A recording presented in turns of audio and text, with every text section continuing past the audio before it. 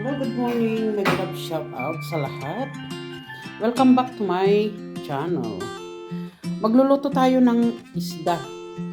Itong isdang ito, ang tawag dito sa amin is ipalo-pulo. Yung parang bangus sa atin, ganyang kalalaki.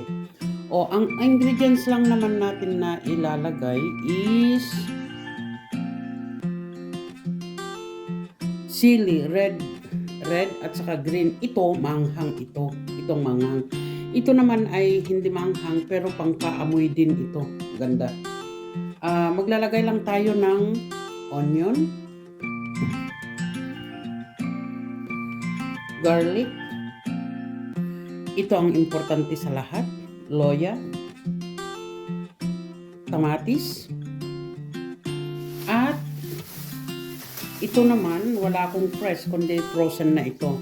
Yung celery. Yan. Celery. Kaya yan ang ilalagay ko sa lulutuin ko. So, mag-start na natin na hiwain sa maliliit yung mga sangkap natin. Ang pagluluto dito sa isda. Ayan. Ayan, hiwain natin ng maliliit ang ating mga sangkap. Ayan.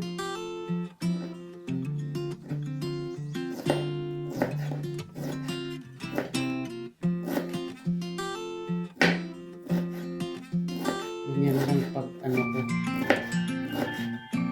Hiwain natin at ilalagay sa isang bowl. Masanay na ako sa Greek word bowl, ang bowl. Ayan. Halo-halo lang yan. Gaya din nito. Ayan.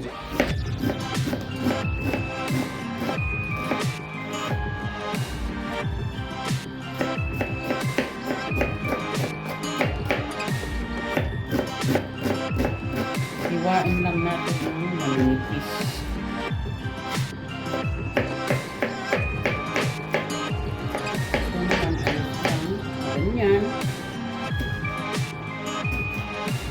Dahil wala naman seeds ito, ang seeds ay nandito lang, dito lang. May konting seeds, kaya halisin natin.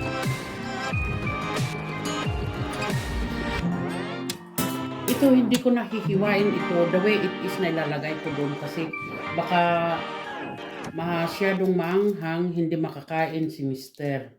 Takot siya sa sa manghang. Hindi kaya namin mag-ina na talaga nga naman kumakain ng sili. Ayan. Ito, the last one.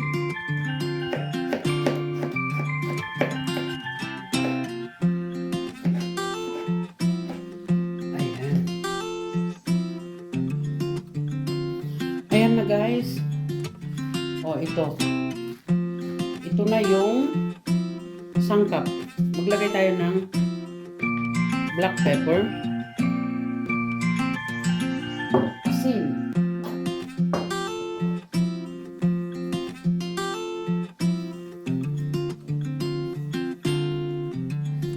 ayan ang asin, at saka betchin. Ito naman yung soy na may lemon.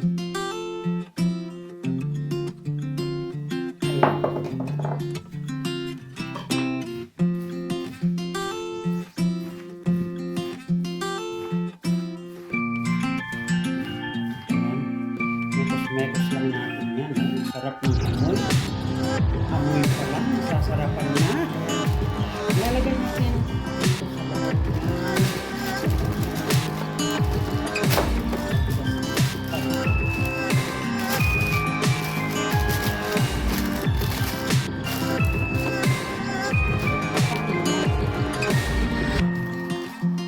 Itong ginawa natin, ayan, ito lalagay ko na the way it is. So, dito ko lang ilalagay,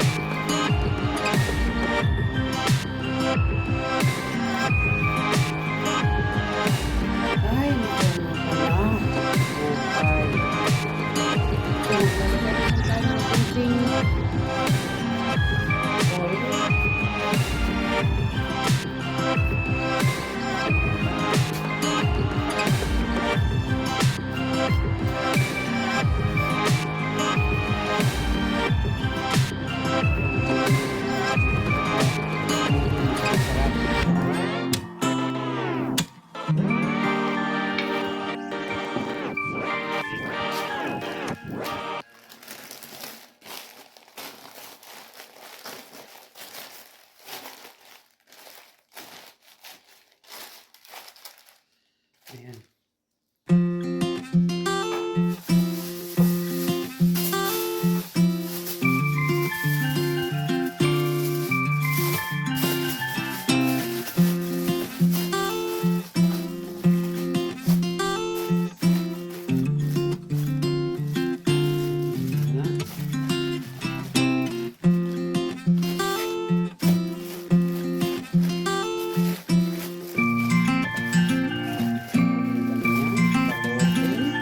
At ilalagay natin sa oven.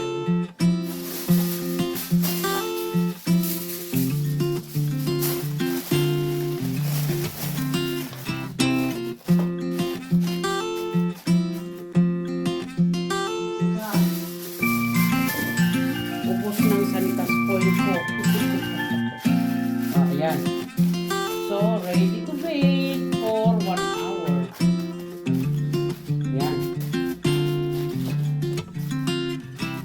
Maglalagay lang ako ng kunting ano dito, kunting patata. Baka sakali gusto yung stir na patata ang kainin dito. Ang kasama. Ito naman yung ilalagay ko dito sa tabi. Patata.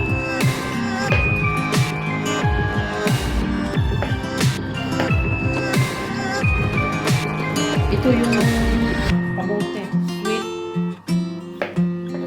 sweet patata. Hindi ko na ano yun kasi malambot itong sweet patata. Itong patatas kasi it's hard. Mahirap maluto. Hindi kagaya ng kamote na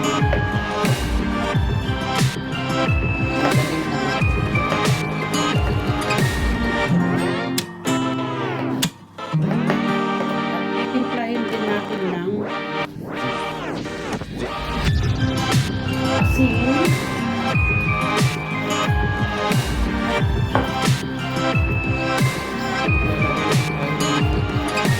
Oil.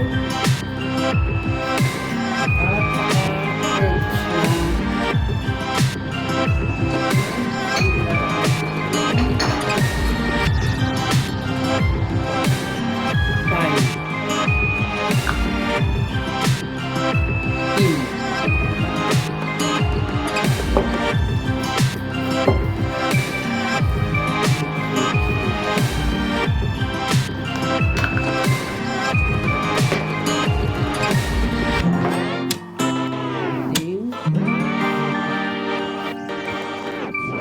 lalagay lang natin dito.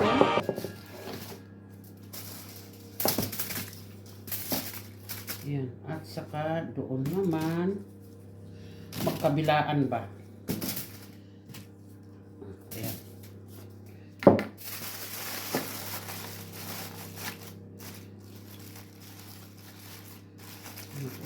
Nako. Ito, ayan.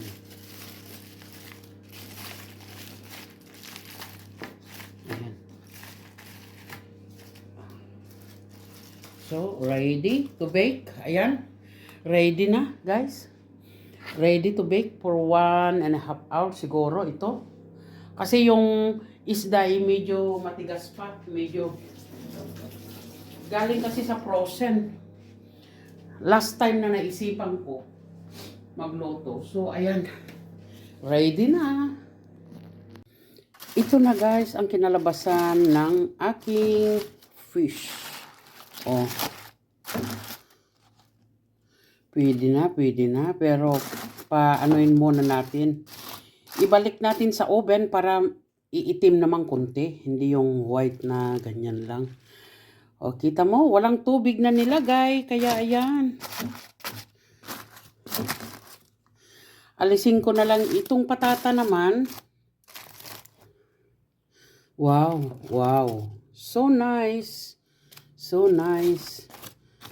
ganyan lang yan. At, hindi naman masusunog yan dahil nga may ganyan. So, ito lang ang ilagay ko ulit sa, bali, more than 1 hour sa oven in 200 degrees Fahrenheit. Kaya ilagay ko muna sa oven para medyo kasi white eh. Kaya ibabalik ko. Ayan. Iluluto ko ng 5 minutes para mangitim naman konti. Mangitim. Pupula ba? Hindi white.